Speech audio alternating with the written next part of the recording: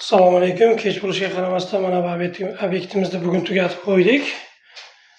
Obyektimiz bu sanuzel montaj qildik. Bu yerda podvalda joylashgan. Podvaldan tushib kelamiz.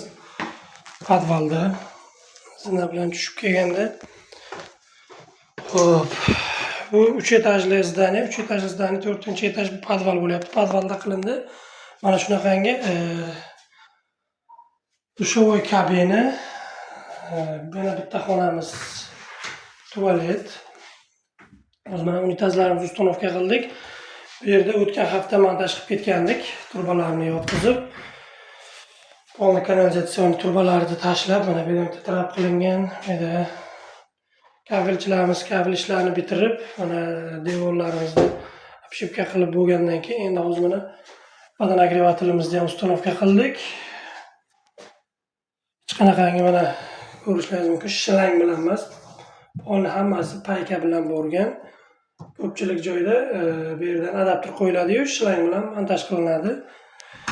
Bu yerda umumiy mana shu 3 etajli zdaniyamizda yo'nqisi mana suv saqlanadi bu yerda.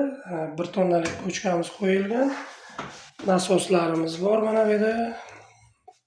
Hozir bu tomonda mana rakvinada mana suv boshlangan bo'lsa, o'sha nasoslarimiz ishlaydi.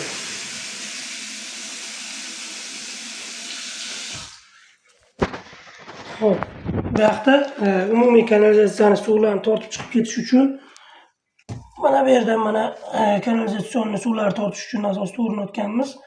Mana shu 40 lik turba bilan tepaga, ya'ni birinchi qavatga chiqib ketadi suvlar. Tepada kanalizatsion turbaga ulangan. Mana shunaqangi kichkinagina joydan unumli foydalanib, ko'rishlaringiz mumkin. Kichkinagina joydan unumli foydalangan holda barcha jihozlarimizni joylashtirib oldik. Bu tomonda joy qoldirilgan, stiralni mashinka uchun joy qoldirilgan. Stiralga kelgandan keyin uni ham uстановка qilamiz. Sizlarga mana shunaqangi xizmatlarimiz kerak bo'ladigan bo'lsa, pastdagi raqamlarga qo'ng'iroq qilishingiz mumkin.